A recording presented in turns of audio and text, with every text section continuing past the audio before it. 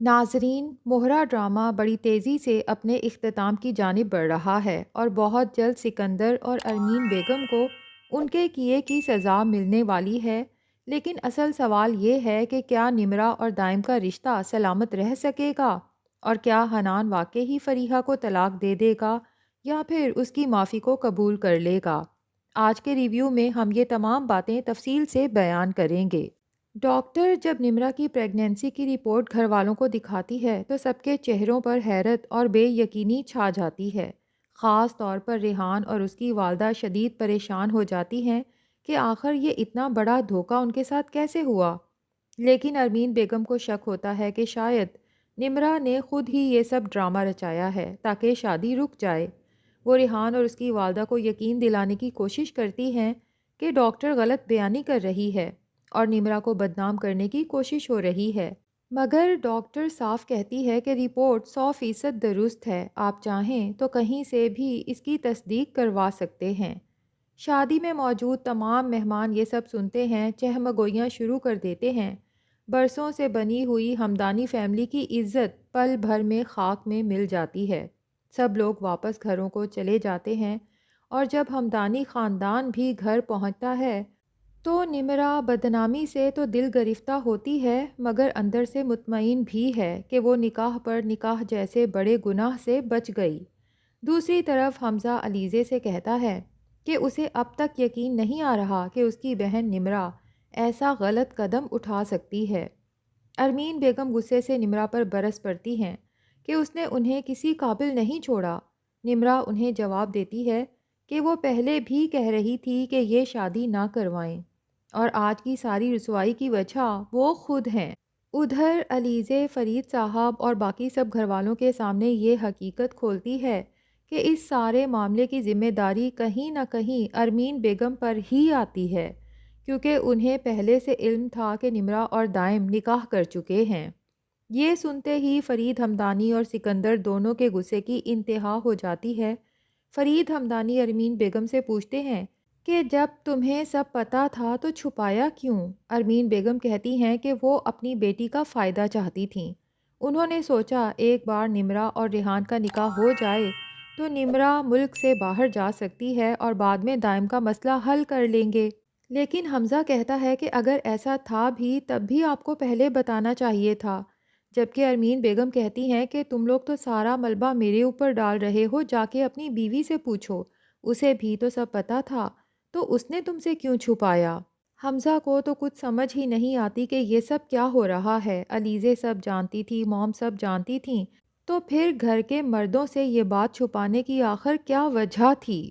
فرید ہمدانی تو ایک ہی بات کی ضد لگائے بیٹھے ہیں کہ فوراً دائم کو بلا کر نمرا کی طلاق کرائی جائے۔ لیکن علیزے کہتی ہے کہ انکل اب جب کہ نمرا پریگننٹ ہے تو بھلا طلاق کیسے ممکن ہو سکتی ہے، کیونکہ پریگننسی میں تو طلاق ہوتی ہی نہیں۔ یہ سن کر سکندر کا صبر جواب دے جاتا ہے اور کہتا ہے کہ اگر طلاق نہیں ہو سکتی تو وہ دائم کو ہی ختم کر دے گا اور اس طرح سے یہ کہانی یہیں ختم ہو جائے گی۔ وہ تو غصے سے نمرا سے دائم کا ایڈریس پوچھتا ہے اور اسے ڈھونڈنے نکل پڑتا ہے، جبکہ نمرا کے دل میں خوف بیٹھ جاتا ہے کہ اگر سکندر بھائی نے دائم کو کوئی نقصان پہنچایا تو وہ کیسے زندہ رہے گی۔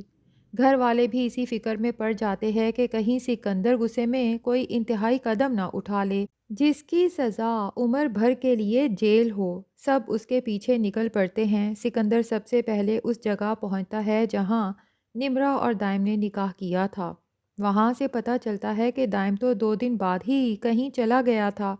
سکندر غصے میں چوکی دار پر برس پڑتا ہے مگر چوکی دار جان بچانے کے لیے بتاتا ہے کہ وہ دائم کے دوست کے گھر کا پتہ دے سکتا ہے۔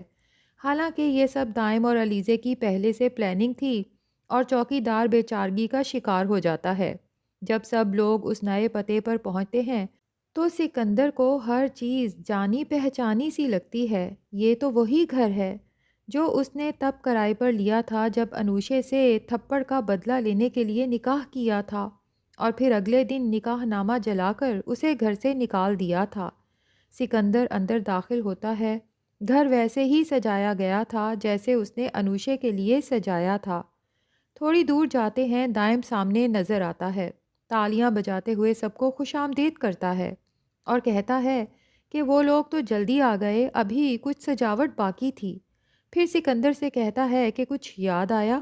یہ وہی جگہ تھی جہاں اس نے ایک معصوم لڑکی کی زندگی برباد کی تھی۔ اب سکندر سب سمجھ جاتا ہے کہ دائم انوشے کی موت کا بدلہ نمرا سے نکاح کر کے لے رہا تھا۔ سکندر اس پر حملہ کرنے کے لیے آگے بڑھتا ہے، مگر دائم کے لوگ اسے فوراً پکڑ لیتے ہیں اور پھر ایک ایک کر کے سکندر اور ارمین بیگم کے تمام جرائم فرید، ہمدانی اور حمزہ کے سامنے کھلنا شروع ہو جاتے ہیں۔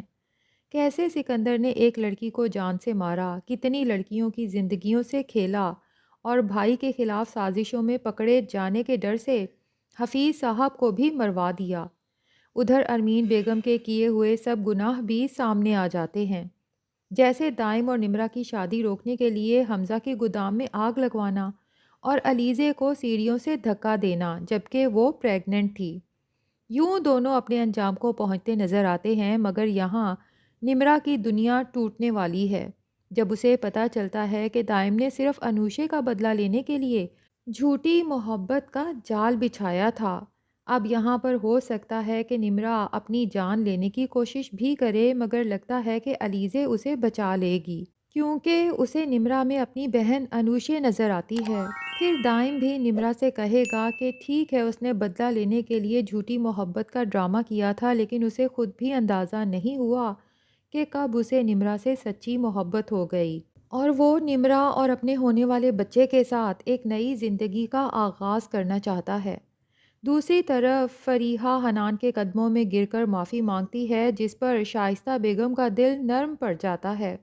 وہ حنان سے کہتی ہیں کہ فریحہ کو ایک اور موقع دینا چاہیے۔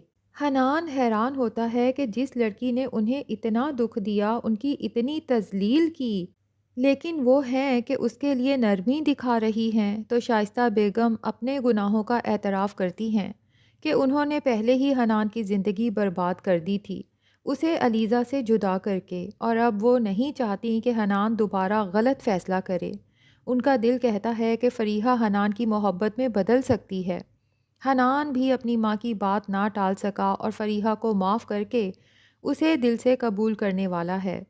یوں حنان اور فریحہ کی کہانی خوشگوار انجام کی طرف بڑھنے والی ہے، اور حمزہ بھی شروع میں تو بہت ہرٹ ہوگا کہ علیزے اس سے محبت نہیں کرتی تھی، بلکہ اسے صرف سیڑھی بنایا تھا اس کے بھائی سکندر سے اپنی بہن انوشے کی موت کا بدلہ لینے کے لیے۔